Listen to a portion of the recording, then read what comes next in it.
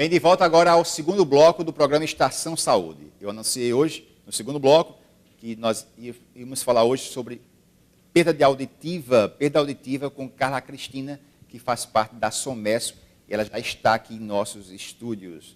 Carla Cristina, seja bem-vinda ao Estação Saúde e as suas considerações ao nosso público. Primeiramente, quero agradecer o convite para participar do seu programa e conversarmos um pouco sobre perda auditiva. Pois é, e para nós que fazemos o programa Estação Saúde, a TV Master e o Grupo Alex Filho, é um prazer tê-la conosco. Fique atento, porque o assunto desse segundo bloco é perda auditiva.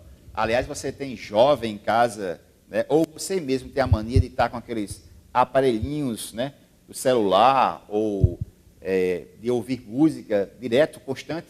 Você fique atento, porque as dicas da Carla Cristina vai ser fundamental. Eu quero lembrar também que Carla Cristina faz parte do grupo da SOMESO, e a SOMESO, ela manda sempre os nossos consultores na área de fonoaudiologia também. Inclusive, o telefone da SOMESO é o 3222-5149. Carla, inclusive, vamos começar logo por essa pergunta, né, que é a questão da causa. A gente sabe que a perda auditiva, todo mundo faz ligação com a perda auditiva sempre com a melhor idade. Ou seja, acha que as pessoas vão perder a audição sempre quando ficar com uma certa idade. Mas a coisa não é bem assim. Vamos entender melhor. Finalmente, quais são as causas que levam a pessoa a ter uma perda auditiva? Bom, existem várias causas para a perda. As possíveis causas, hereditariedade, o processo de envelhecimento, doenças tipo cachumba, meningite, sarampo, podem provocar esse tipo de perda. Perda induzida pelo ruído também são causas que podem levar à perda auditiva. Aliás, você falou a questão do ruído, inclusive a SOMESO, que é a empresa na qual você pertence, tem muita essa preocupação, uma vez que vocês são fonoaudiólogos da empresa, do grupo SOMESO, e atua em empresas observando exatamente essa questão de máquinas e equipamentos. Por exemplo, eu sou da área da odontologia, não estou mais clinicando, mas o próprio motorzinho, aquele ruidinho do aparelho do motor, do dentista, né, isso aí, segundo você, dentro dessa questão, é um ruído, e um ruído estando acima da capacidade de absorção pelo ouvido, logicamente é uma causa também da perda. Mas eu quero aproveitar a sua vinda aqui e gostaria que você fizesse um alerta em relação a esse jovem, né? O jovem que tem essa mania de estar ou com o celular, muitas vezes escutando música com aquele, eu acho que é o fone de ouvido, né? Isso. Eu ensino na escola pública e fica lá o jovem o tempo todinho. Às vezes eu falo com ele, por ser um turno noturno, mas ele não atende. E eu já disse não sei quantas vezes a ele. E eu queria ouvir da sua parte, como fonoaudióloga, os prejuízos que tem em relação a esses aparelhos, né? O ruído em si, inclusive com essa questão do aparelho. É verdade que, nesse caso, qual é o conselho que você dá como fonoaudióloga em relação a quem usa esses aparelhos auditivos para escutar o foninho, né? Para escutar o som de FM, essas coisas? Bom, o ideal é que venha utilizar numa quantidade reduzida de horas, tá certo? Uhum. E, de preferência, numa intensidade abaixo ou metade ou abaixo da potência do aparelho. Inclusive, uma dica que foi dita aqui em um programa, a partir do momento que você escuta o meio externo, é porque está dentro do nível normal. Isso. Seria mais ou menos essa lógica, né? Para ter uma ideia disso. E também evitar de usar o fone de ouvido apenas em uma orelha. Que a grande maioria usa apenas uma orelha, fazendo assim, desenvolver uma perda unilateral. Você falou das causas, né? Eu quero lembrar também, inclusive, eu vou tocar nesse assunto de novo. Eu fiz uma pesquisa recentemente numa escola e você acredita que a maioria dos jovens, quando vão dormir com esses fones de ouvido, eles dormem mesmo com o fone de ouvido e adormecem com essa criaturinha ligada. Isso aí também é sério, né? Sim, porque a grande maioria diz que eu só uso para dormir. Isso. Não percebendo que passa horas aquilo ligado no ouvido, né? Então, isso vai lesionando as células internas, levando a uma perda auditiva. Por falar em perda auditiva, existe perdas auditivas, porém existem tipos de perda, né? Sim.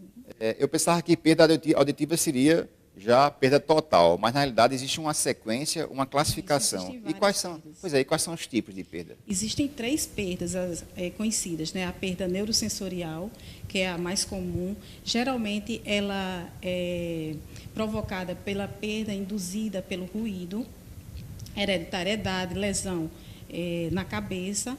Essa perda é geralmente irreversível, sendo necessária a utilização de aparelhos auditivos. Certo. A perda condutiva, essa já se dá numa dificuldade na transmissão do som para o ouvido interno. Geralmente ela é ocasionada no ouvido externo e médio, devido a uma rolha de cera, uma perfuração timpânica, infecções no ouvido.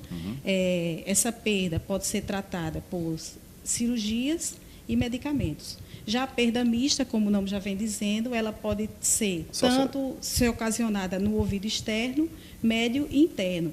Ela pode ser tratada por cirurgias e aparelhos auditivos.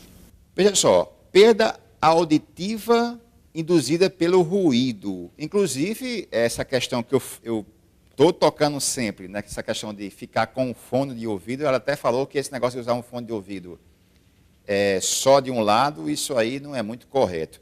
Mas explica o que acontece no caso de uma perda auditiva induzida por ruído, no caso. Esse caso é um tipo de ruído? Não, né?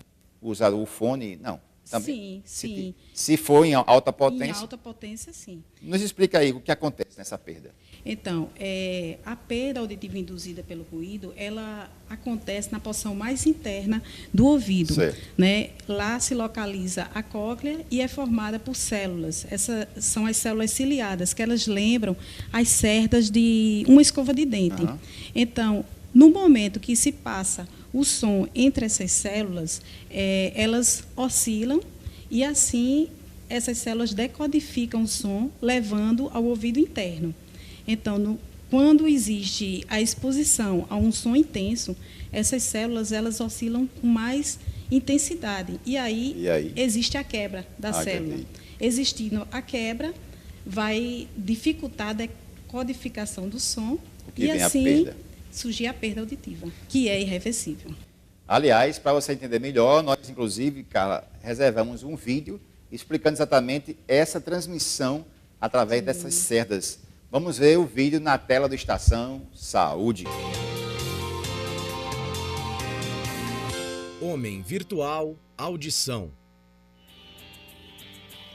A orelha externa direciona o som até o tímpano, que vibra em contato com as ondas sonoras. Atrás do tímpano, na orelha média, encontram-se 3 ossos menores que um grão de arroz: o martelo, a bigorna e o estribo. Esses ossos vibram junto com o tímpano e transmitem a vibração sonora até a orelha interna. É na orelha interna que é feito o controle do equilíbrio. As vibrações mecânicas da orelha média movimentam os líquidos que estão na orelha interna. A movimentação desses líquidos estimula as células sensoriais. Por fim, o som é transmitido pelo nervo auditivo até o cérebro. A todos vocês uma boa semana. Estaremos de volta na próxima semana com mais um especialista em saúde.